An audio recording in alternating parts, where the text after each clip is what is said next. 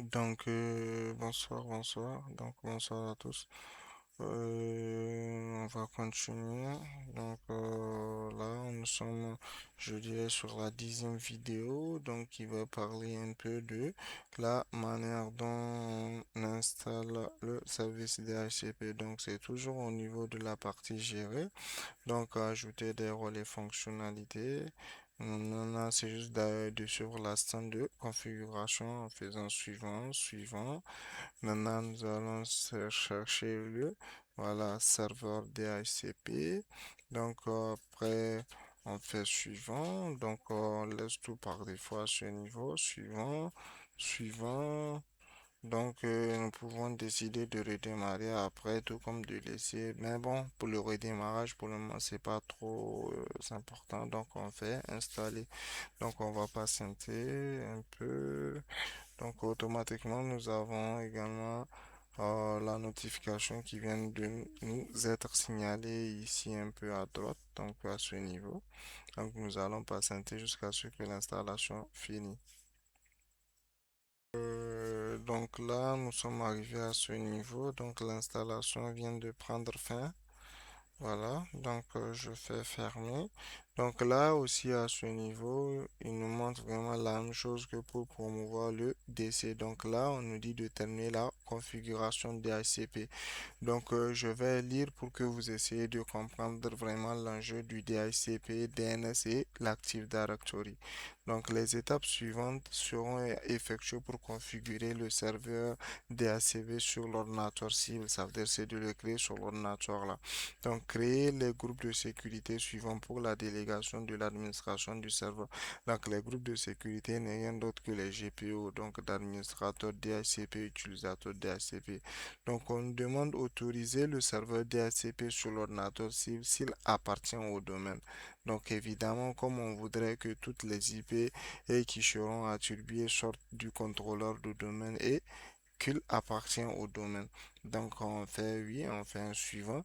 Donc là, on dit et utiliser les informations d'identification de l'utilisateur suivant. Voilà, ou bien si vous devrez vraiment spécifier d'autres manières d'identification ou bien d'ignorer l'autorisation de l'AD. Donc, en fonction de votre projet, vous pouvez cliquer là où bon vous semble. Mais non, à ce niveau, donc vraiment, c'est d'utiliser les informations d'identification de l'utilisateur suivant, qui est l'utilisateur admin. Et nous voulons que vraiment notre serveur DHCP vraiment soit lié au contrôleur de domaine. Donc, je fais valider. Donc, voilà, je fais fermer et nous n'avons plus vraiment cette notification qui nous dit vraiment qu'il faudra passer par là pour pouvoir finaliser les configurations. Donc euh,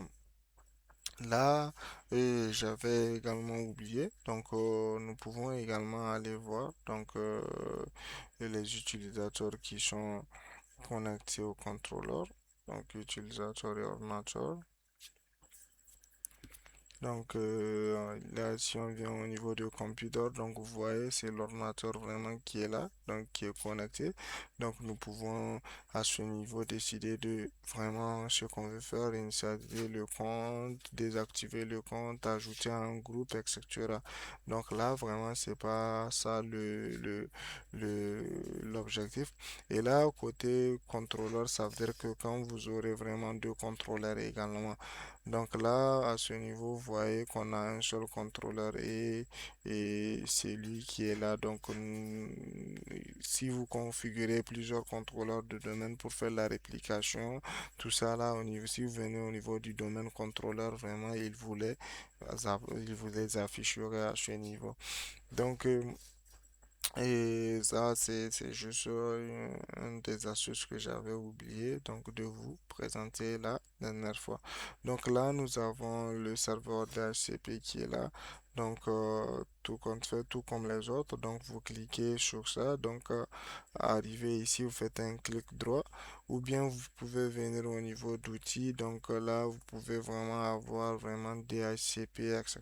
et aller faire la gestion. Et également, vous pouvez aussi avoir le centre d'administration Active Directory qui n'est pas le même que l'autre, en interface graphique où vous pouvez vraiment faire la gestion des utilisateurs, etc., etc. donc qui est là, vous voyez. Donc vous pouvez faire vraiment tout ça également à ce niveau. Donc vraiment Windows Server offre vraiment cette flexibilité. Vraiment, ce n'est que ces choses-là de base qui font vraiment d'elle vraiment un environnement que je dirais incontournable jusque-là pour le moment. Donc je sais pas à l'avenir qui va essayer de relever le défi, etc.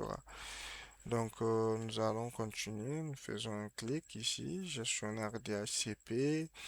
Donc, après avoir vraiment installé et configuré très bien le serveur DHCP, donc il est là.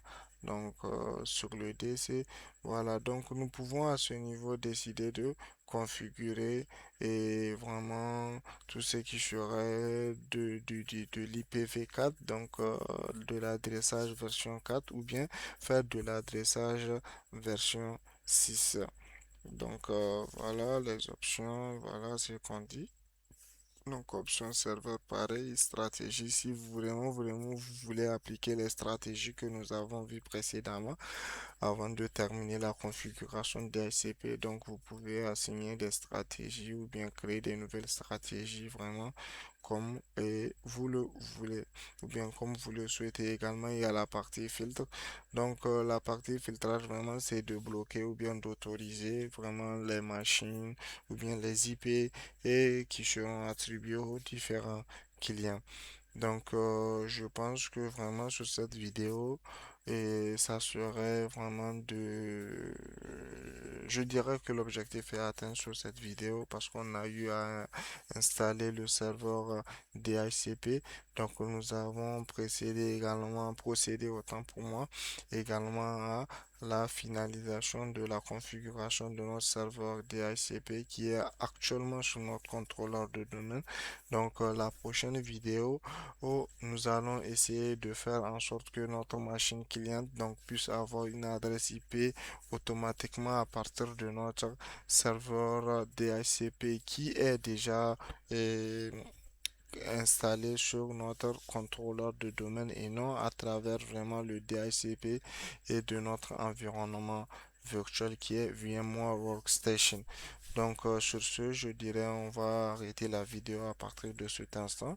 Donc n'oubliez vraiment pas de nous faire des retours constructifs vraiment et pour que nous puissions vraiment voir la bonne marche et vraiment changer beaucoup de choses si possible pour qu'on puisse continuer à s'entraider donc et agrandir cette communauté. Merci aussi d'approcher vos camarades et d'essayer de les intégrer donc à notre communauté. Donc sur ce, on se dit à la prochaine. Merci.